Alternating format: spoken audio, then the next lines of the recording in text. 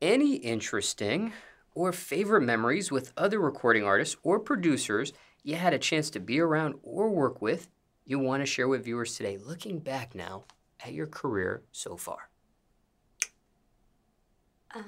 It was good working. A really fun session I do remember is with Jazze Faye when we did Georgia. That was fun. Yes, and that was really fun. Another one would be with Sean Garrett.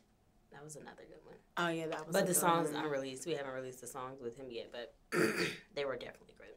But we released the one with Jazze Faye, Georgia. And can you shed some light on both of these memories? What made them so great and things of that nature there?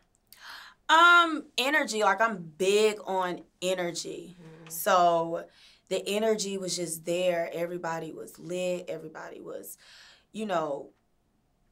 chiming in, bringing their melodies. It just felt so, like, just big. Like, I loved it. Like, everybody was so excited. Like, I'll go in there and say something. They're like, oh, like, I don't know. It's like a session, like, artists know what I'm talking about. Like, when you go in those sessions and you have, like, people in the session that amp you up more when you're in there, it just feels good, And then, Jazze Faye went in there and did his legendary, tag in the beginning of the song, ladies and gentlemen.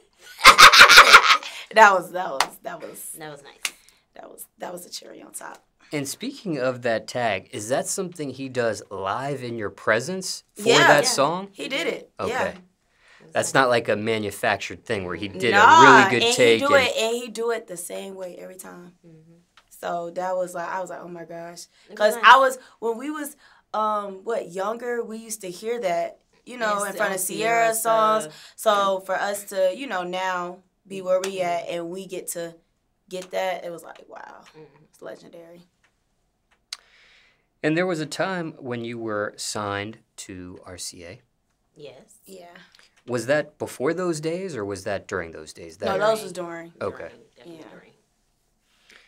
And anything else on the Jazze Faye session other than the description you provided? Okay.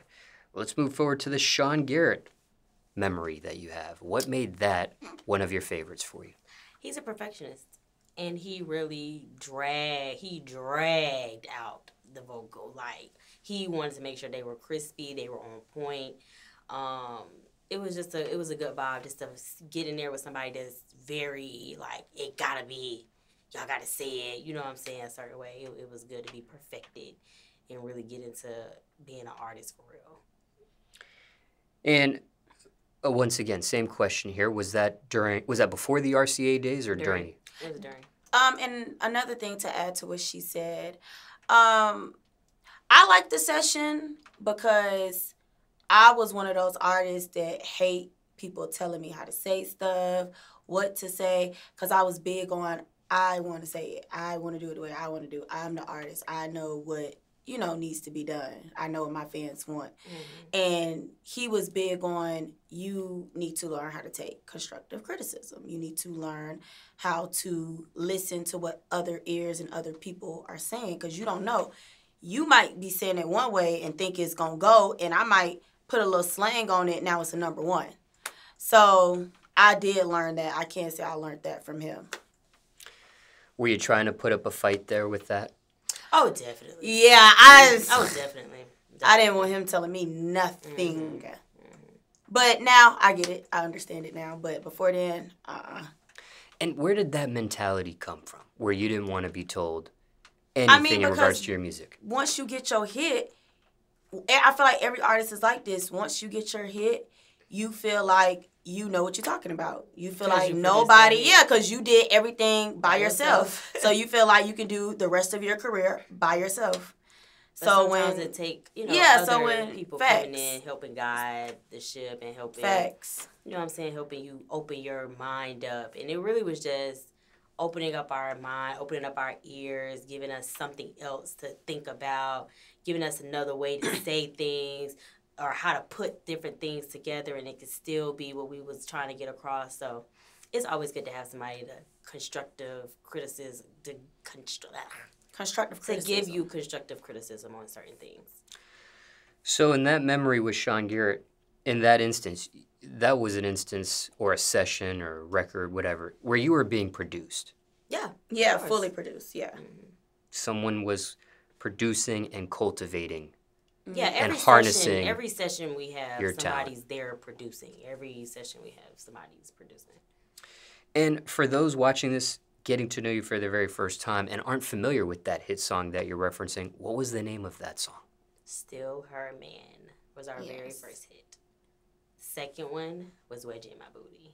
The third one, go down the list, but in the Steal Her Man instance, you mentioned that was you by yourself. So you weren't produced in that instance. No, we just went in there and said it, and that was just what it was. And when it came to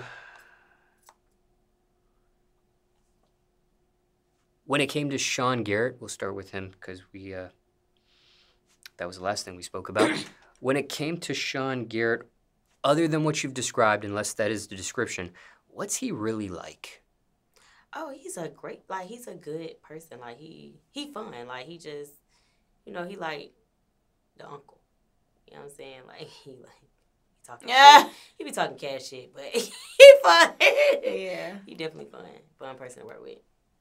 And what about Jazze Faye? Other than the description you've already provided, what's he really like? Jazze just come with energy. Like he has a lot of loud energy. He just loud. He definitely is a vibe. Just like he make the session feel fun. Like you don't feel like, oh, I'm doing work. It's fun. It's lit. Mm-hmm. And how many times have you been with both? How many times have you been with Sean Garrett? And how many times have you been with Jazze Faye? We've only been with Jazze that one time. We've seen him a couple times out in the streets, but like in the studio working that one time. And then Sean Garrett, we went in the studio with him 3 times. We actually have a session coming up with him again. So that was good to still be able to connect with him outside of the label. And why didn't those records that were recorded when that memory occurred ever see the light of day, ever make the public? I mean, they might and they might not, but a lot of artists, we make a lot of music and we let it sit and then it becomes dated to us, but it still be new to the fans, but it just becomes dated to us and we be on a whole nother wave, a whole nother sound. And it'd be hard to try to go back to that sound when that was recorded 2, 3, 4 years ago. And then one of the songs that we really want to put out, we have an artist on there and we're trying to get him to do his little but it's taking a little bit longer than we expected. And when it comes to Sean Garrett,